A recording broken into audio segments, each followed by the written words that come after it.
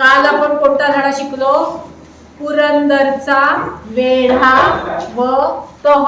त्यात आपण बघितलं की शिवरायांनी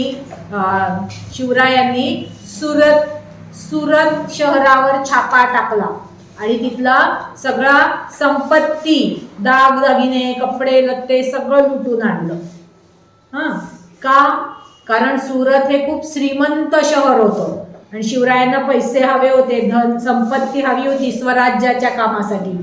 आणि औरंगजेब बादशाला पण भीती वाटली पाहिजे, घाबरला पाहिजे. त्याच्यावर वचक बसवण्यासाठी सुरतेवर छापा घातला.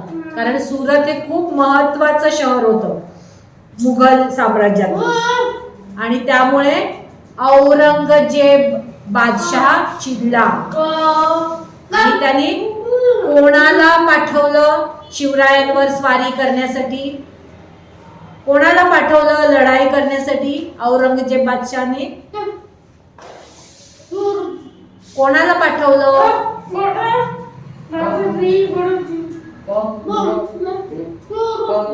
कोणाला पाठवलं लढाई करण्यासाठी? त्याचं नाव काय? श्रीकांत? औरंगजेबाने पाठवलं का त्याला? मग कोणाला पाठवलं औरंगजेबाने? त्याचं नाव काय?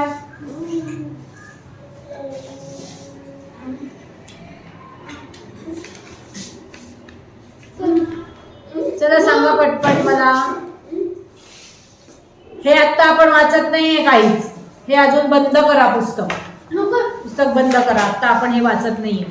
मी विचारलं औरंगजेब बादशाहने शिवरायांवर लढाई करण्यासाठी, शिवरायांबरोबर लढाई करण्यासाठी कोणाला पाठवलं? खूप सारं सैन्य घेऊन आला. कोण? त्याचं नाव काय?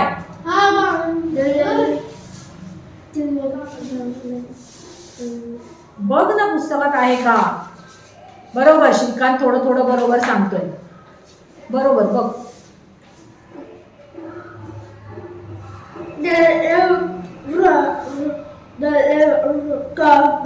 व्हेरी गुड, शाबास, बरोबर.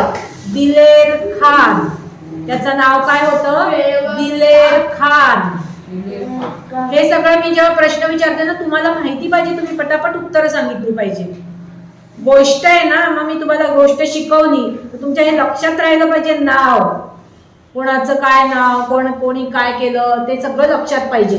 किल्ल्यांची नावं, ते जे राजे होते त्यांची नावं, सरदारांची नावं, हे सगळं लक्षात ठेवायचं. नुसतंच ऐकायचं आणि विसरून जायचं असं नाही करायचं.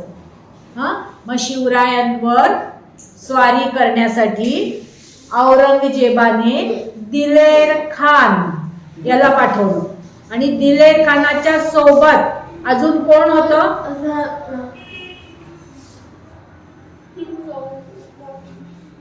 बरोबर श्रीकांत? नाही, दिलेर खाना सोबत. त्याचं नाव काय? दिलेर खान आणि अजून कोण आलं होतं?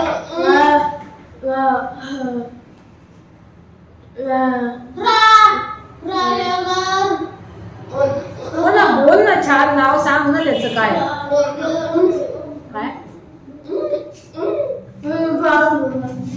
नाही नाही नाही नाही, वाचा वाचा पुस्तकात आहे. तुम्ही सांगायचंय मला. दिलेर खान औरंगजेबाने शिवरायांशी लढाई करण्यासाठी कोणाला पाठवलं? श्रीकांतने सांगितलं दिलेर खान. दिलेर खान आणि अजून त्याच्या सोबत कोण होतं? मास्क काढून सांग. काय? नाही, काही पण सांग. काही पण सांगतो. नाही, सरळ सांगा. कोण होतं त्याच्या सोबत? दिलेर खानाच्या सोबत. सगळं विसरून जातात, मग काहीच उपयोग नाही इतिहासाचा. इतिहास लक्षात ठेवावा लागतो. हा कोण होता? याला पाठवलं ना दिलेर खानाच्या सोबत. कोण? त्यांचं नाव काय?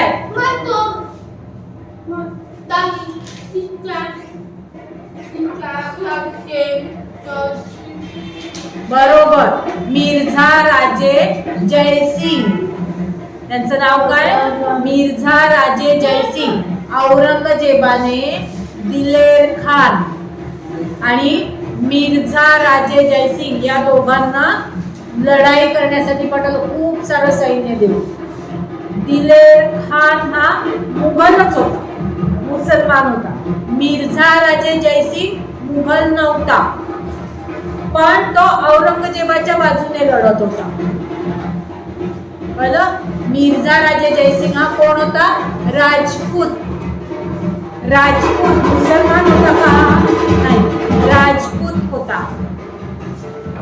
कळलं? आणि या दोघांना खूप सारं सैन्य देऊन पाठवलं. कळलं? आणि मग त्यांनी काय केलं? दिलेर खानाने कोणत्या किल्ल्याला वेढा घातला? दिलेर खानाने कोणत्या किल्ल्याला वेढा घातला?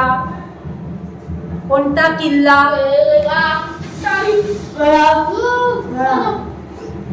कोणता किल्ला?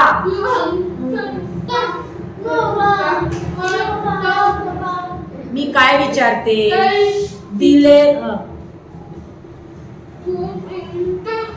व्हेरी गुड, बरोबर. पुरंदर.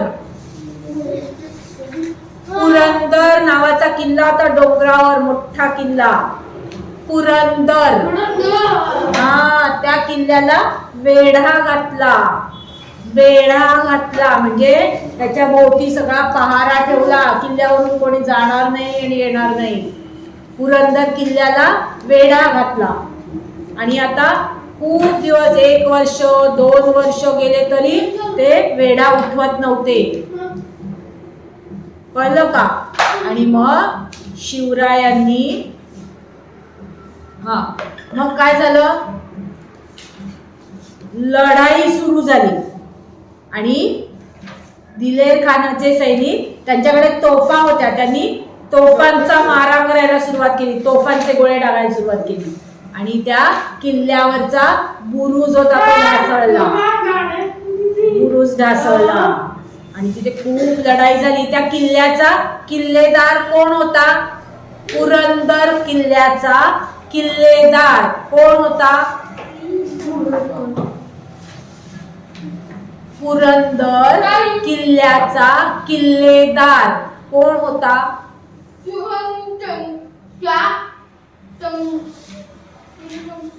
बोल ना.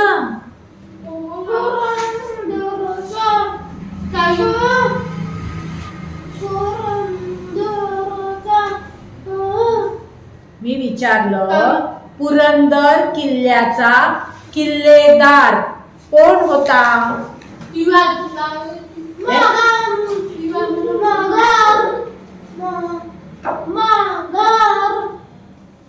कोण सांगेल? बोल का ती. हा, बस बरोबर, मुरारबाजी. मी विचारलं तेवढंच सांगायचं. पुरंदर किल्ल्याचा किल्लेदार, तो जो डोंगरावरती मोठा किल्ला होता त्याचा मुख्य किल्लेदार कोण होता? मुरारबाजी. मुरारबाजी. आणि तो खूप द्वेषाने लढला, पण शेवटी त्या दिलेर खानाचा बाण त्याच्या कंठाशी लागला आणि तो मेला. आणि मग शिवाजी राजांना जेव्हा हे समजलं की मुरारबाजी धारातीर्थी पडला, त्यांना खूप वाईट वाटलं. आणि मग त्यांनी विचार केला की अशी लढाईमध्ये खूप माणसं चांगले मरतात, शूरवीर चांगले मरतात, म्हणून त्यांना असं नको होतं. त्यांना वाईट वाटलं खूप. मग सगळे त्यांचे चांगले शूरवीर सगळे मरून जातील असे लढाईमध्ये, म्हणून त्यांनी विचार केला आणि त्यांनी ठरवलं की या दिलेर खानाशी किंवा जयसिंगाशी तह करायचं ठरवलं. तह करायचं ठरवलं. म्हणजे तडजोड करायची.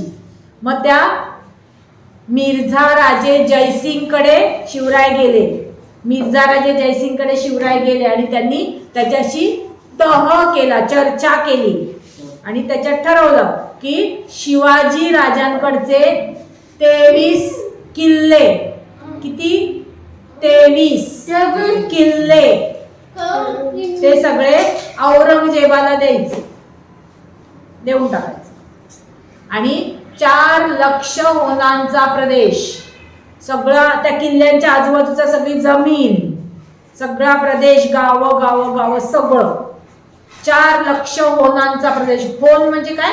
सोन्याची नाणी होती तेव्हा, त्या तेवढा सगळा प्रदेश औरंगजेबाला देऊन टाकायचा, तरच ही लढाई बंद, असं ठरलं. अजून काय ठरलं की जयसिंग, मिर्झा राजे जयसिंग याने शिवरायांना काय सांगितलं की तुम्ही आग्र्याला जाऊन औरंगजेबाला भेटा. आग्र्याला औरंगजेब होता की नाही, आग्र्याच्या किल्ल्यात, तिथे जा आणि त्याला मुजरा करायला जा, शिवाजी राजांना सांगितलं. आता आहे का कोणी? किती वर्ष? 1665 मध्ये तह झाला, खूप वर्ष झाली त्याला. शिवरायांना, मिर्झा राजे जयसिंगाने शिवरायांना सांगितलं की तुम्ही दिल्ली किंवा आग्र्याला जा, तिथे औरंगजेब बादशाह आहे, त्याला जाऊन भेटा, त्याच्याशी बोला, असं सांगितलं यांनी.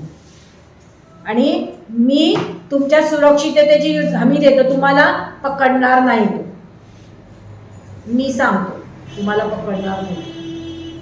औरंगजेब बादशाहकडे जा भेटायला, असं सांगितलं. हां, आता पुढे काय झालं ते आपण या पाठात बघूया पुढच्या.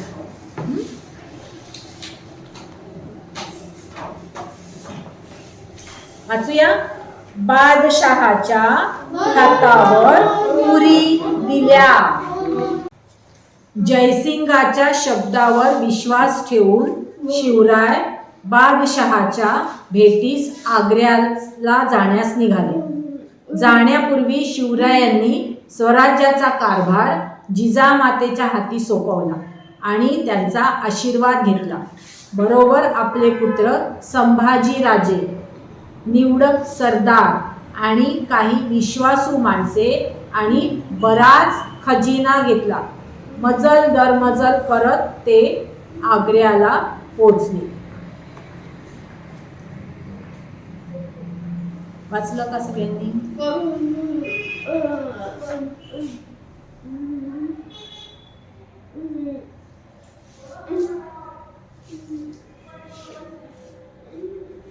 वाचलं का? वाचलं? हा. आता जसं या पुरंदरच्या तहामध्ये जयसिंगाने त्यांना सांगितलं की तुम्ही आग्र्याला जाऊन बादशहाला भेटा, तर शिवराय आणि मी सांगतो की तुम्हाला पकडणार नाही, बादशाह तुम्हाला शिक्षा करणार नाही, असं मी सांगतो, हा म्हणाला, जयसिंग म्हणाला. आणि शिवरायांनी त्याच्या शब्दावर विश्वास ठेवला. ओके, ठीक आहे, चालेल, हा विश्वास ठेवला. आणि त्याप्रमाणे जयसिंगाच्या शब्दावर विश्वास ठेवून शिवराय बादशहाच्या भेटीस आग्र्याला जाण्यास निघाले. इकडे लक्ष दे, त्याच्याशी बोलू नको, कशाला गप्पा मारतो, आताची घडी. मग शिवराय आग्र्याला जाण्यास निघाले. आता तुम्हाला माहितीये आग्रा कुठे आहे माहितीये का? दिल्लीच्या पुढे. बरं अंकुश, आता बघूया आपण आग्रा कुठे आहे. आग्रा इथे, आग्रा तुम्ही येऊन बघतात का? एकेकाने येऊन बघा. आग्रा कुठे जायला निघाले? आग्रा. पटपटचं नाव लवकर. दिसलं का?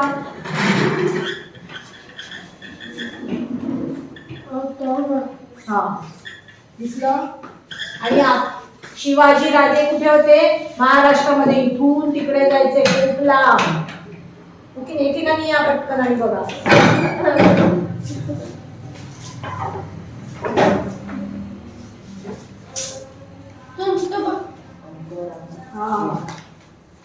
चला येते का नाही आणि बघा. शिवाजी राजे ठरल्याप्रमाणे आग्र्यास जाण्यास निघाले. आग्र्याला जायला निघाले आणि आग्र्याला जाण्यात आणि आता तुम्हाला माहितीये शिवाजी राजे कुठे होते? इथे महाराष्ट्रामध्ये. महाराष्ट्रामध्ये शिवाजी राजे होते आणि ते आग्र्याला जायला निघाले. आग्रा किती लांब आहे. त्या काळामध्ये रस्ते छान नव्हते, गाड्या नव्हत्या, विमानं नव्हती. घोड्यावर, घोडा किंवा पायी दोनच गोष्टी. मग त्याला जायला खूप खूप खूप दिवस, महिने लागायचे. कळलं का? घोड्यावर जायला खूप महिने लागायचे कारण रात्र झाली मग थांबायचं. सगळं सोबत घेऊन जावं लागायचं, खाणं पिणं पण. मग त्यांनी सोबत काय काय घेतलं बघा. त्यांनी जायच्या आधी, कारण त्यांना खूप दिवस लागणार होते ना, मग त्यांनी जायच्या आधी स्वराज्याचा कारभार, स्वराज्याचं, महाराष्ट्रामधल्या स्वराज्याचं सगळं काम कोणाला सांगितलं? काम बघायला कोणाला सांगितलं? मी काय सांगते ते बघ, आता दुसरं बोलू नकोस. मी आता काय विचारलं? आग्र्याला जाण्याच्या आधी शिवरायांनी स्वराज्याचा कारभार कोणाला सांगितला, कोणाकडे सोपवला? तू वाचत नाही काहीच आणि काही पण सांगतो. पुस्तकात वाच.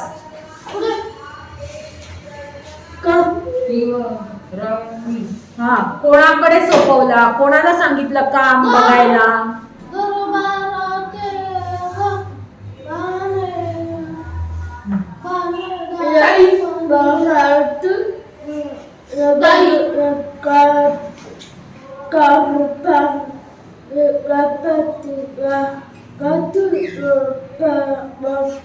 व्हेरी गुड, बरोबर.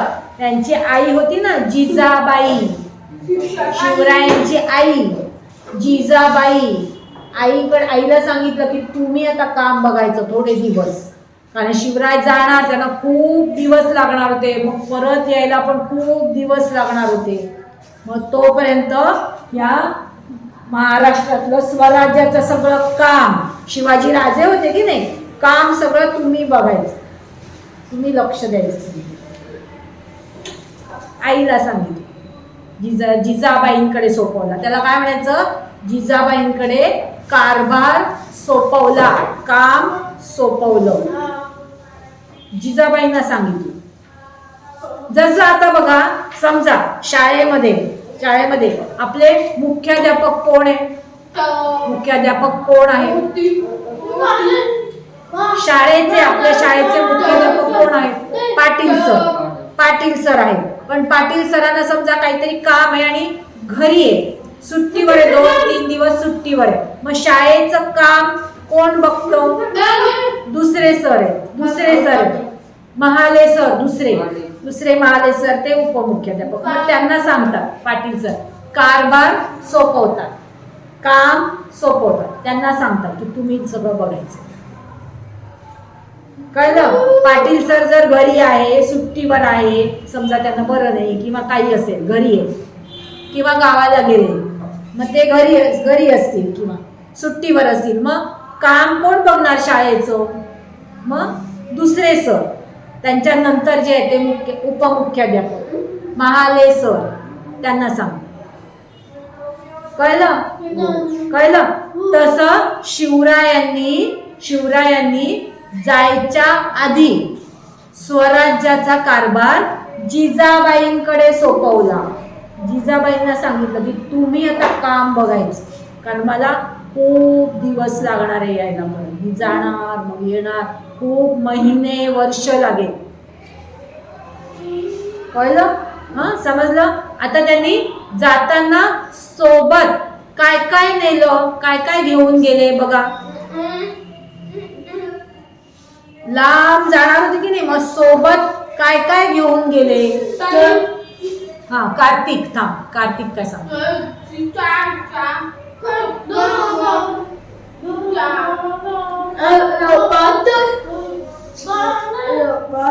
नाही नाही नाही नाही मी विचारलं शिवरायांनी, मी बोलू का नको? ऐकूनच घेत नाही आधी मी काय बोलते ते ऐक ना. शिवरायांनी आग्र्याला जाताना सोबत काय काय घेतलं?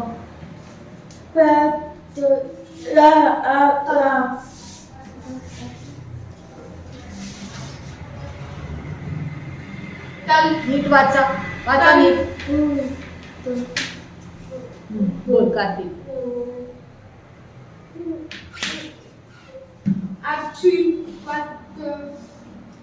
जिजाबाईंचा आशीर्वाद घेतला. बरोबर, जिजाबाईंचा आशीर्वाद घेतला. जिजाबाईंना सांगितलं की तुम्ही काम बघा आणि त्यांना नमस्कार केला. मग जिजाबाईंनी आशीर्वाद दिला. आशीर्वाद घेतला. बरोबर, पण सोबत काय घेतलं? आपली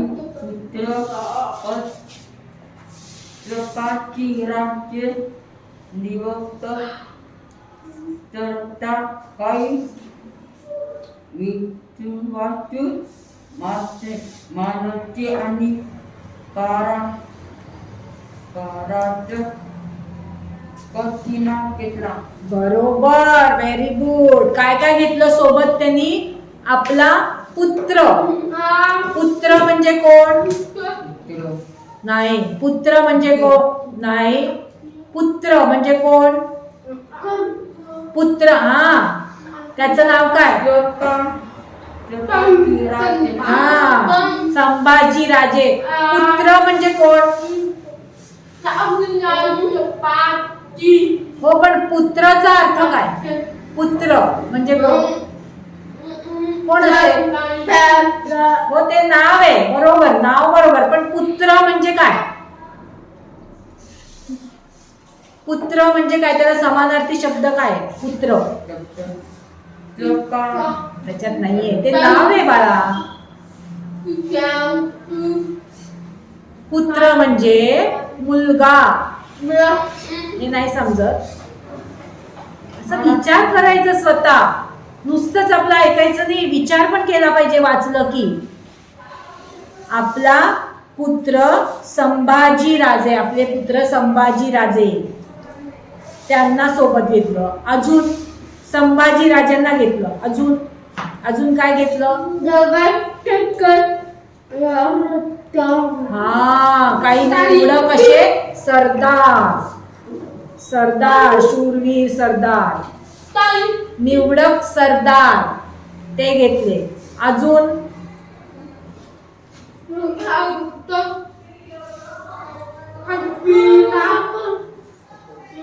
आणि विश्वासू माणसं, आणि काही माणसं घेतली, काही विश्वासू माणसं घेतली की जी शिवरायांसाठी काम करतील अशी. आणि अजून काय घेतलं? विश्वासू माणसे घेतली. आणि अजून अरे सगळ्यांनी एकदम नाही बोलायचं, हात वर करायचा. का बरं सगळे बडबड करतात? मग कोणाच समजत नाही. हा, काय सांग? बरोबर, खजिना घेतला. बराच खजिना म्हणजे काय? पैसे, दागदागिने, असं बरंच घेतलं. कारण जाताना आता त्यांना खायला वगैरे लागणार ना, खूप दिवस तिथे राहायचंय, मग खायला प्यायला पाहिजे की नाही? तुम्ही पण गावाला जाताना बाबा पैसे सोबत घेतात की नाही? हो की नाही? गावाला चालले, लग्नाला चालले, फिरायला चालले, मग पैसे सोबत घेतात ना, हो की नाही? मग तसा बराच खजिना घेतला. कारण शिवराय एकटे जात होते का? एकटे गेले का? नाही, त्यांच्या सोबत सगळे हत्ती, घोडे, शिपाई, नंतर काही निवडक सरदार, माणसं, विश्वासू माणसं, नंतर आणखीन कोण? संभाजी राजे, त्यांचा मुलगा, पुत्र संभाजी राजे, हे सगळे त्यांच्या सोबत होते. मग त्या सगळ्यांना खायला प्यायला लागणार. हत्ती, घोडे, त्यांना पण खायला लागणार. मग त्याच्यासाठी पैसे हवे ना, कुठून आणणार? म्हणून सोबत सगळं घेऊन गेले. समजलं? हो. वैष्णव वैष्णव इकडे बघ, समजतंय का? हा, सगळं सोबत घेऊन गेले. हा, आणि मजल दरमजल करत ते आग्र्यास पोहोचले. आणि मग निघाले ते, आणि खूप दिवस आता घोड्यावरनं गेले, पालखीतून गेले, हळूहळू हळूहळू करत करत 1 दिवस, 2 दिवस, 3 दिवस, 15 दिवस, 20 दिवस, असं करत करत करत रात्र झाली की थांबायचं, तंबू टोकून तिथे थांबायचं, तिथे झोपायचं. सकाळ झाली परत घोड्यावर निघाले, परत रात्र झाली थांबायचं. असं करावं लागायचं. रात्र झाल्यावर तेव्हा असे दिवे होते का? अंधार काहीच नसायचं, फक्त मशाल पेटवायचे ना, त्याच्या उजेडामध्ये बघायचं सगळं रात्री. असं त्या काळ होता. आणि असं करत करत मजल दर मजल करत ते आग्र्याला पोहोचले. तुम्ही दोघ जणांना खूप बडबड करतात, सारखी सारखी विनाकारणच बोलत राहतात. मी जेव्हा विचारेन तेव्हा उत्तर द्यायचं. तोपर्यंत मी बोलते ते समजून घे ना, मी काय बोलते त्याच्याकडे लक्षच नाहीये तुझं. मी काहीतरी सांगते ना आता, मग ते ऐकून घे ना आधी. स्वतःचीच बडबड करायची का? मग काही समजत नाही असं केलं की. आता श्रीकांत, अंकुश लक्ष आहे त्यांचं माझ्या बोलण्याकडे, बघताय. श्रुती हे सगळेजण माझ्याकडे बघताय. हा एकटा स्वतःच बडबड करत राहतो, इकडे बघतो तिकडे बघतो. चूक, असं नाही करायचं. ताई जेव्हा बोलते तेव्हा ते समजून पण घेतलं पाहिजे ना, काय बोलते, काय सांगते, काय प्रश्न विचारते, बघितलं पाहिजे ना. तुम्ही जर बघितलंच नाही, तुम्हाला समजणार नाही, मग याच्यात काय शोधणार तुम्ही? समजायला पाहिजे की नाही? असं नाही करायचं. आता तुम्ही मोठे झाले ना, 4थीत आले ना, मग कळलं? मग असं मजल दरमजल करत ते आग्र्याला पोहोचले. आता पुढे काय झालं बघूया. आता पुढे काय झालं आता बघा. आता एकच वाक्य वाचा, एकच वाक्य वाचा, एकच. कारण हे सगळं एकदम वाचलं तर समजणार नाही तुम्हाला. एकच वाक्य वाचा. दरबारातील बाणेदारपणा, दरबारातील बाणेदारपणा. ठरल्याप्रमाणे शिवराय बादशहाच्या दरबारास गेले.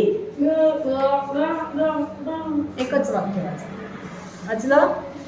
आता शिवराय आग्र्याला जाऊन पोहोचले आणि ठरल्याप्रमाणे दुसऱ्या दिवशी सकाळी बादशहाच्या दरबारात गेले. दरबार भरला होता, बादशाह बसला होता. हा सगळा काय आहे? दरबार. राजा बसलेला असतो, सगळे त्यांचे मंत्री बसलेले असतात, सगळे शिपाई असतात, असे सगळे दरबारातले लोक असतात. आणि बादशाह असा एक बसलेला असतो, आणि इकडे 2 बाजूला 2 त्यांना असा हवा घालत असतात. पाहिलं असेल ना टीव्हीवर, पाहिलं असेल ना तुम्ही, सिनेमामध्ये पाहिलं असेल. त्याला म्हणायचं दरबार. दरबार. बादशहाच्या दरबारास गेले सकाळी. हा, आता तिथे दरबारामध्ये इथे काय झालं ते दिलेलं आहे. हा, आता बघा दुसरं वाक्य वाचा. छोटे संभाजीराजे सोबत होते. एकच वाक्य वाचा. वाचलं का? हा.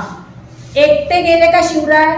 एकटे गेले का नाही? त्यांच्या सोबत कोण गेलं? संभाजीराजे. त्यांच्या सोबत छोटे संभाजीराजे कुठे गेले? छोटे संभाजीराजे पण त्यांच्या सोबत गेले. 2 जण. मुलगा नाही, अजून एक होता राजाराम. 2 मुलं. संभाजीराजे त्यांच्या सोबत गेले. हा, त्यांचे वडील. मुलगा, वडील. शिवाजीराजे वडील, पप्पा, आणि हा मुलगा. हा, संभाजीराजे पण त्यांच्या सोबत होते. पुढे काय झालं? त्या दिवशी औरंगजेब बादशहाचा 50वा वाढदिवस होता.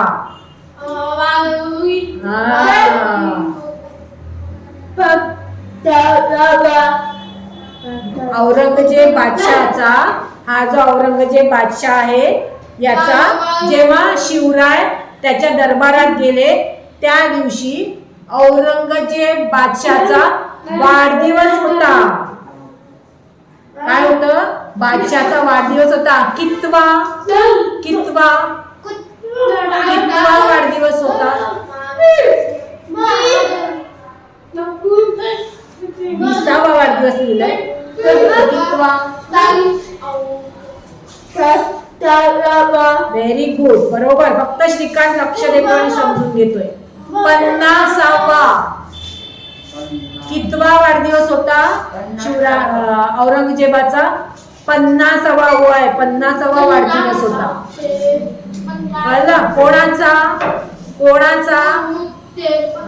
औरंगजेब बादशहाचा 50वा वाढदिवस होता. आता पुढे काय दिलं? बादशाह दरबार संपवून सल्ला मसलतीच्या महालात गेला. आता काय झालं? बादशाह दरबारात बसला होता. मग तिथे काय काम असेल ते सगळं बोलणं झालं. दरबार संपला. श्रीकांत समोर. दरबार संपला आणि नंतर बादशाह उठला, औरंगजेब बादशाह, आणि दुसरं दालन होतं, दुसरं दालन तिथे गेला. दुसरा महाल, दरबाराचा महाल वेगळा आणि अजून दुसरा असा महाल होता. दुसरा महाल, तिथे काय करायचं? त्या महालामध्ये सल्ला मसलत, तिथे चर्चा करायची. तिथे सगळे लोक तिथे यायचे नाही. काही निवडक मुख्य लोक तिथे यायचे. सल्ला मसलतीचा महाल, त्याला काय म्हणायचं? सल्ला मसलतीचा महाल. दुसरी खोली, दुसऱ्या महालात गेला बादशाह उठला आणि सल्ला मसलतीच्या महालात गेला. पुढे काय झालं? त्याच्या समोर सरदार मानाप्रमाणे आपापल्या रांगेत उभे होते. आता बादशाह दुसऱ्या महालात गेला आणि तिथे बसला आणि त्याच्या बादशाहच्या समोर सगळे सरदार, जे सरदार होते की ते बादशाहकडे काम करणारे सरदार, आपापल्या मानाप्रमाणे ओळीत रांगेत उभे होते. जो खूप मुख्य होता तो पुढे, मग त्याच्यापेक्षा कमी तो मागे, मग त्याच्यापेक्षा कमी तो मागे, आणि शिपाई तर अजून मागे. कळलं का? समजलं का? मानाप्रमाणे उभे होते, म्हणजे जे मुख्य होते ते पुढे, जे कमी मानाचे होते ते सगळे मागे. समजतंय का तुम्हाला? आता आपण हे बोलतोय का? मनानेच काहीही सांगायचं नाही. वेगळा विषय काढू नको तू. आत्ता जे बोलतोय त्याच्यावर लक्ष दे. रांगेमध्ये मानाप्रमाणे उभे होते. मानाप्रमाणे म्हणजे काय? की जो मुख्य आहे तो पुढे, जो त्याच्यापेक्षा थोडासा कमी मागे. समजतंय का? जसं आता बघा, आपल्या शाळेमध्ये कार्यक्रम असला, काहीतरी बक्षीस वाटप वगैरे असलं, तर मग पाहुणे कुठे बसतात? पाहुणे ह्याच्यातलं नाही विचारते मी. आपल्या शाळेत ह्याच्यातलं विचारत नाहीये मी, वेगळं बोलते. आपल्या शाळेमध्ये जेव्हा झेंडावंदन असतं किंवा गॅदरिंग असतं तेव्हा पाहुणे येतात की नाही? मग ते कुठे बसतात? कुठे बसतात पाहुणे? कुठे बसतात पाहुणे? खाली बसतात? मागे? कुठे? शाळेत आपल्या जेव्हा बक्षीस समारंभ असतो, पाहुणे येतात, मग ते कुठे बसतात? बाहेर. कुठे? जमिनीवर? खाली? इकडे? कुठे? खुर्चीवर? कुठे? मातीमध्ये? मागे? खुर्चीवर? मग त्याला काय म्हणायचं? स्टेजवर. पाहुणे मुख्य असतात, मग त्यांना पुढे.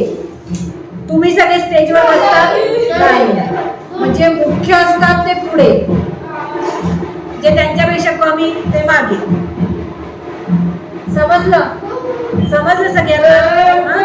तसंच इथे पण की जे त्या औरंगजेबाच्या दरबारामध्ये जे मुख्य सरदार होते ते पुढे उभे होते रांगेमध्ये पुढे, आणि जे कमी मानाचे होते ते मागे मागे मागे. हा, आता पुढे काय झालं? बादशहाने शिवरायांना मागील रांगेत उभे केले.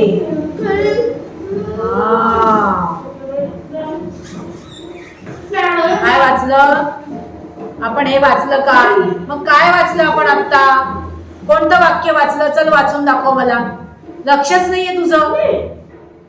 कोणतं वाक्य वाचलं मी आता? वाच बरं.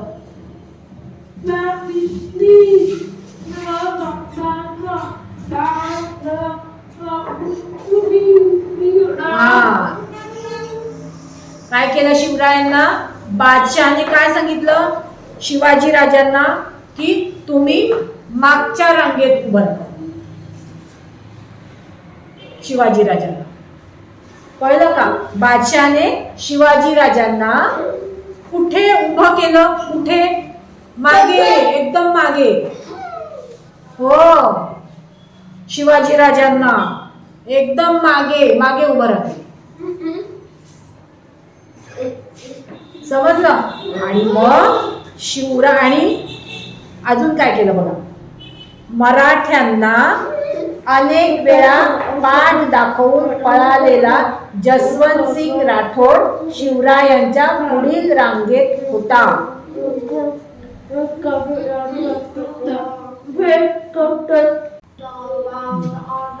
आता बादशाह कोण आहे इथे? औरंगजेब बादशाह.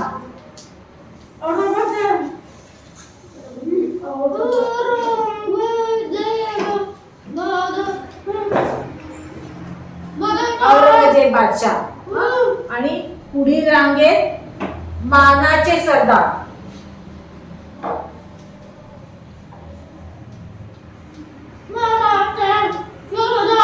जे मुख्य होते ते पुढे.